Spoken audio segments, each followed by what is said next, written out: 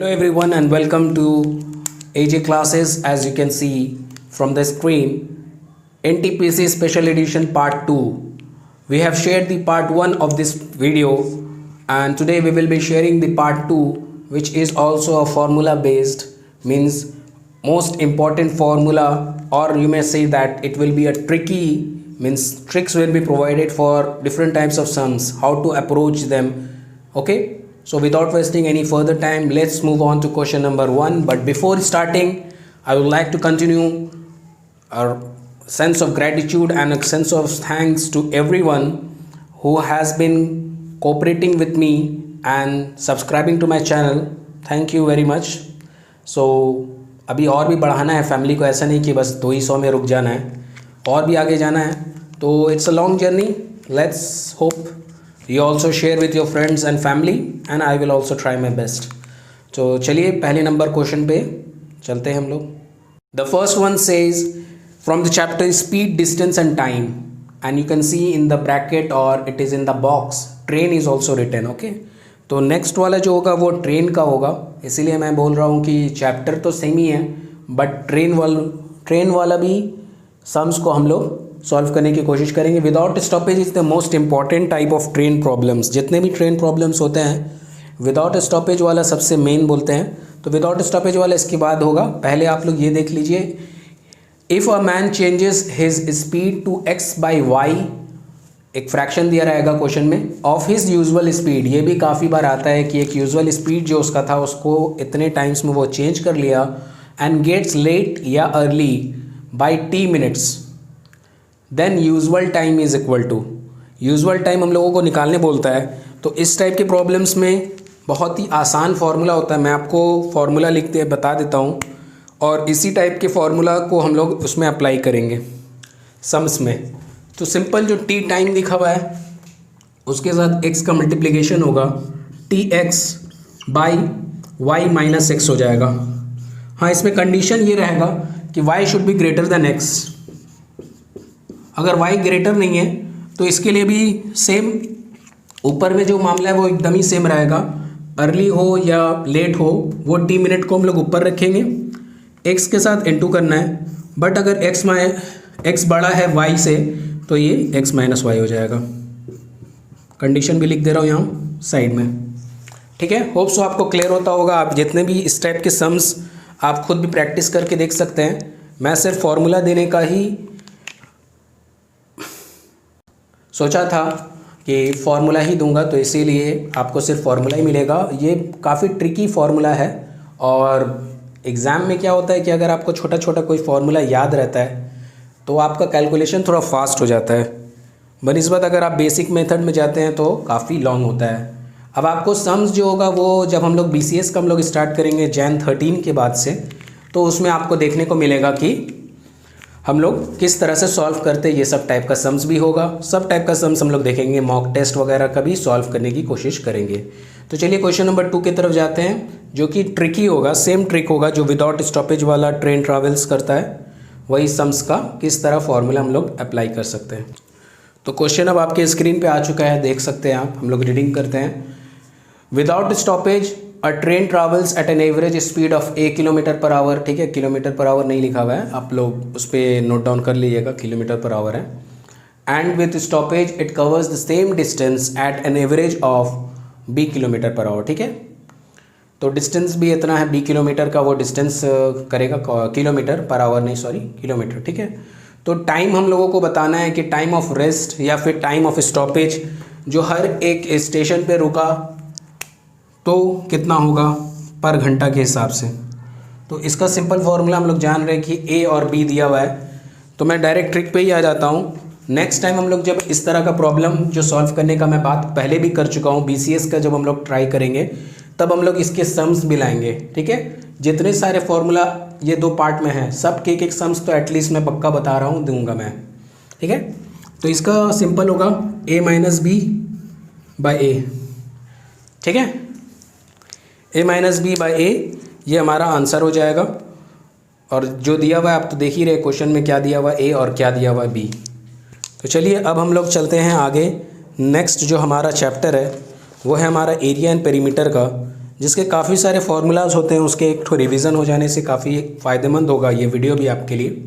जो भी एग्ज़ाम देने के लिए जा रहे हैं उनसे मेरी ये विनती रहेगी कि ये जो 2 पार्ट्स है, आज जो मैं बना रहा हूँ पार्ट 2 और पार्ट 1 जो पहले बन चुका, दोनों को एक बार देख के जाइएगा तो आपके एग्ज़ाम में जो है इंशाल्लाह ज़्यादा से ज़्यादा अटेम्प्ट कर सकिएगा और अच्छे से अटेम्प्ट कर सकिएगा, सभी टाइप के क्वेश्चंस को आप सॉल्व कर सकिएगा। ये मैं आपको एकदम दावे के साथ बोल सकता हूँ। आप खुद भी करिए और देखिए कि क्या कॉमन आ रहा है या नहीं आ रहा है। तो हम लोग मेंसुरेशन की तरफ आगे बढ़ते हैं, नेक्स्ट चैप्टर। और ये मेंसुरेशन और ट्रिग्नोमेट्री को काफ़ी फोकस करता है आरआरबी और एसएससी दोनों।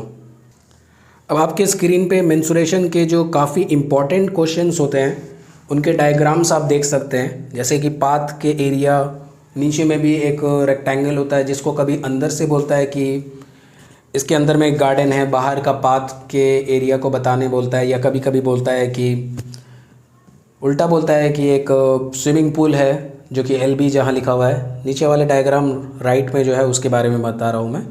तो 2 तरह का उसका होता है, एक होता है कभी कभी इनसाइड पाथवे पूछता है तो IP मैं लिखा हूँ, और OP मतलब वो आउटसाइड पाथवे, ठीक है। तो दोनों के अलग अलग कुछ थोड़े थोड़े अलग से होते हैं फॉर्मूलाज, तो उनके लिए हम लोग बाद में लिखे। सेक्टर एरिया ये काफ़ी इंपॉर्टेंट होता है। बाकी सब जो एरिया वगैरह होता है उसको मैं ऐसे ही आपको आवाज़ सुनाई देगा, मतलब मैं यहाँ लिख रहा नहीं हूँ, बोर्ड में दिखाई नहीं देगा। रेक्टेंगल का हम लोग जानते हैं एरिया लेंथ इंटू ब्रेथ होता है, perimeter 2i length in plus breadth होगा। इसका डायगोनल अगर निकालने बोलता है तो √L² + B² हो जाएगा। सेम स्क्वायर का भी साइड सेम होता है तो साइड स्क्वायर होगा एरिया का। पेरीमीटर 4 इंटू साइड होगा। डायगोनल ऑफ अ स्क्वायर का फॉर्मूला होता है √2 इंटू साइड। नेक्स्ट सर्किल का जो पेरीमीटर होता है उसको सरकमफेरेंस बोलते हैं, 2πr होता है उसका फॉर्मूला। एरिया होगा πr²। सेक्टर जो होता है भैया एकदम सेम ही होता है, सर्किल से ही निकलता है एक सेक्टर, है ना।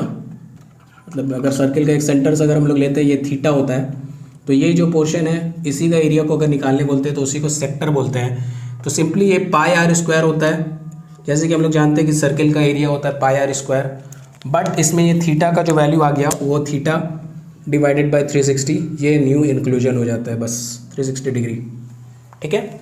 बाकी सेम का सेम रहता है। लेंथ ऑफ आर्क जो है, जो यहाँ का आर्क है, छोटा सा जो आर्क है, वो तो एक आर्क बनाना, पूरा आर्क बन जाता है तो उसको सर्किल बोलते हैं। लेकिन जो सिर्फ आर्क का निकालने बोलता है तो वो 2πr सेम होता है, और θ/360 आपके साथ फिर से आ जाता है। दोनों को अलग रंग से लिखा हूँ मिसमैच होने के लिए और आंखों में आपको सही से दिखाई देने के लिए कि θ/360 जो है इसका इंक्लूजन कहाँ पर हो रहा है, ठीक है। सरकमफेरेंस और एरिया का सेम फॉर्मूला है सेक्टर एरिया और लेंथ ऑफ आर्क में, सिंपली इंक्लूड करना है θ/360 को। नेक्स्ट जो पैरेललोग्राम में लिखा हूँ उसका एरिया तो होता है वो रेक्टेंगल से मिलता जुलता है, इसीलिए मैं ब्रैकेट में रेक्टेंगल लिख दिया हूँ।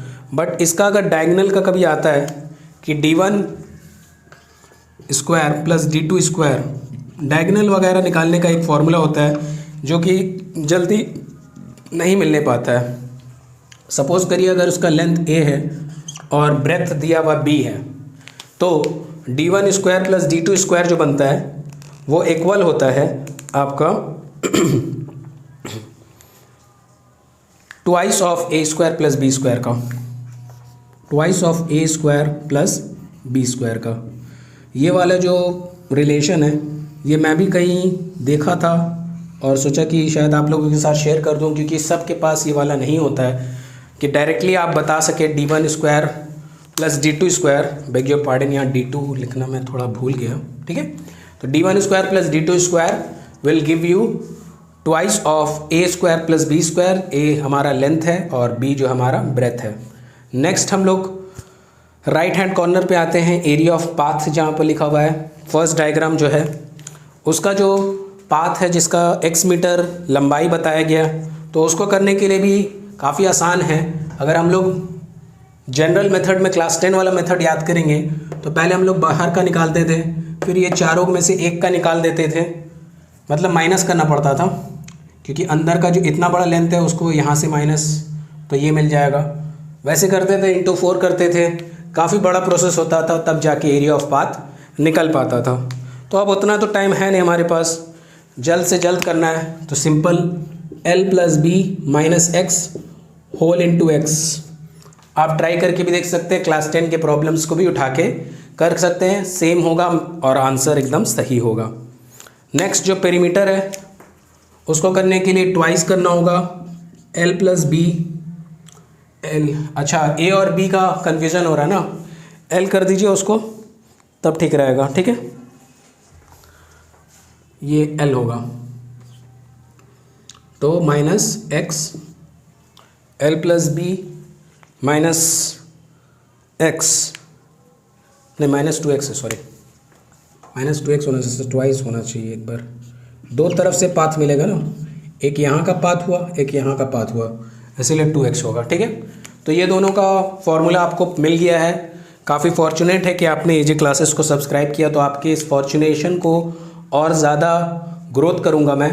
आप खुद भी शौक में होंगे कि इस तरह से भी फार्मूला लगाया जा सकता है। CGL वाले CHSL वाले को लिए भी ये काफ़ी लाभदायक वीडियो होगा, मतलब कि काफ़ी बेनिफिशियल वीडियो होगा, क्योंकि ये वाला प्रॉब्लम देता ही है, ताकि सब जानता है कि बहुत ही कंज्यूमिंग है। बट अगर हम लोग ये वाला फार्मूला से करते हैं तो आपका कंजम्पशन काफ़ी रुक जाएगा, मतलब टाइम कम लगेगा। इनर पाथवे का हम लोग देखते हैं, जो लास्ट डायग्राम बना हुआ है, तो उसका जो इनर पाथवे वाला डायग्राम है उसका एरिया होता है सेम LB।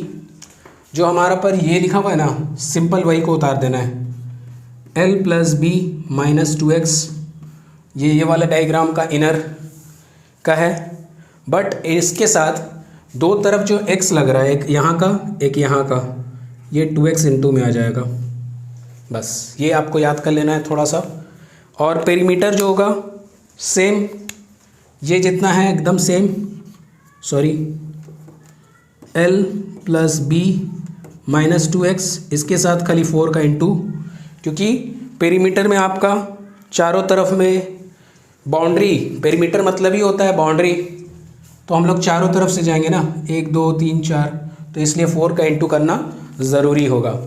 नेक्स्ट जो आउटसाइड पाथवे है या आउटर पाथवे है, उसके लिए सेम एकदम है हमारा, बट सिंपली यहाँ पर माइनस था, वहाँ पर प्लस हो जाएगा, L plus B plus 2x,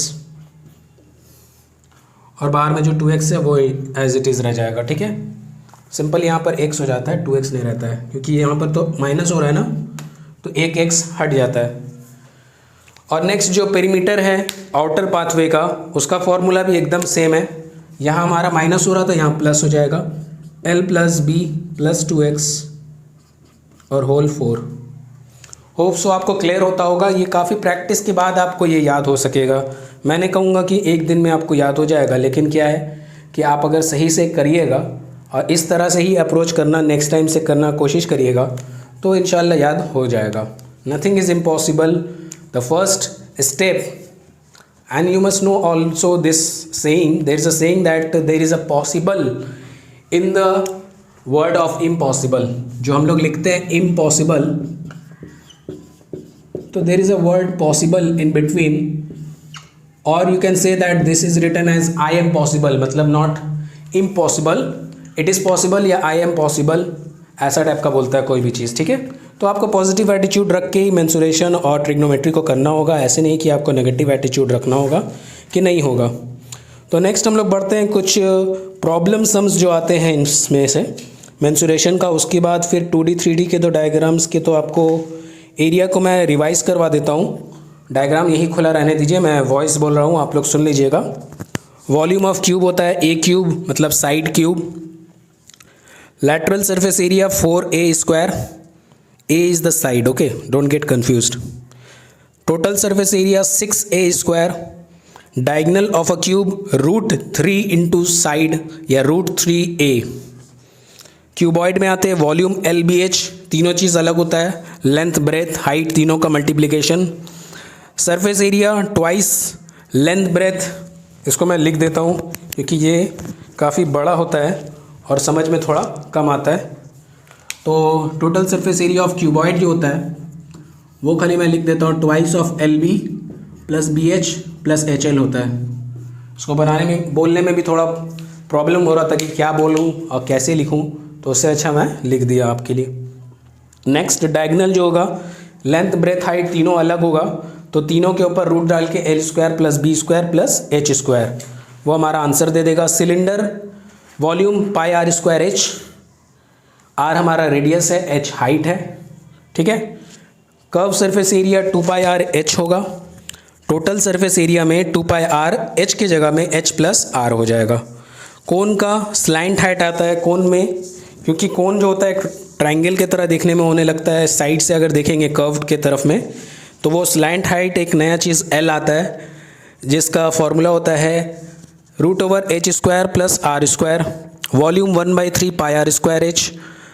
curve surface area pi r L होता है, total surface area pi r L plus pi r square होता है।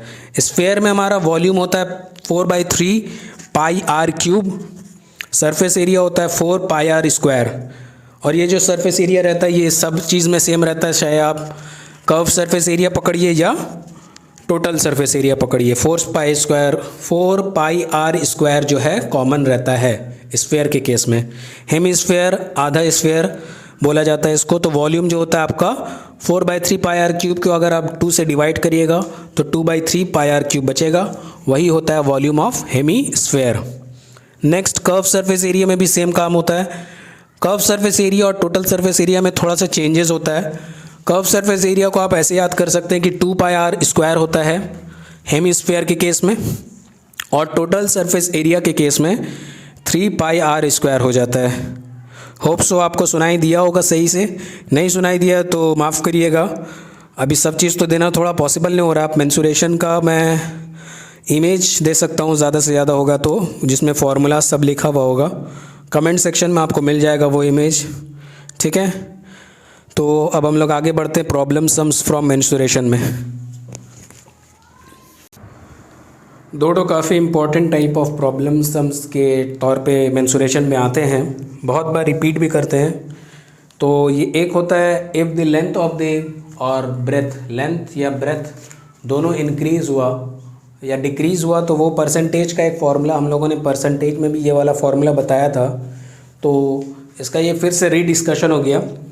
तो अगर दोनों इंक्रीज़ होता है x% और y% से, तो area of rectangle will increase by, तो इसको निकालने का हम लोगों ने परसेंटेज में ही पढ़ा था। एरिया परसेंटेज अगर इंक्रीज़ हो रहा तो x + y + xy/100, ये कुछ हद तक सिमिलर भी होता है सक्सेसिव डिस्काउंट के केस में। सक्सेसिव डिस्काउंट में हमारा जो होता है, सक्सेसिव डिस्काउंट के केस में, उसमें भी हम लोग x + y तो करते हैं, बट वो -xy/100 हो जाता है, यहाँ माइनस हो जाता है, यहाँ पर जो है इस केस में वो प्लस रहा, क्योंकि सक्सेसिव डिस्काउंट में भले ही आपको देखने में लगता होगा कि we are offering 30% + 50%, but they are not offering you 80%। As you can add up 30 and 50 you will get 80, but the sum actually arises here 50 + 30 तो होता है, बट -15/100 हो जाता है। मतलब अगर 50 लेते हैं और 30% लेते हैं तो ये सक्सेसिव डिस्काउंट का केस बता रहे। डिस्काउंट को मैंने थोड़ा कट आउट कर लिया था, इसीलिए यहाँ पर थोड़ा सा एक्सप्लेन करने की कोशिश कर रहा हूँ, ठीक है। तो 80 तो होता है, लेकिन उसमें से 15 माइनस हो जाता है, तो फिर टोटल हो जाता है 65। तो आप सोचते कह रहे हैं 80% में इतना कम डिस्काउंट हुआ, तो समझ लीजिए सक्सेसिव डिस्काउंट किस तरह से होता है।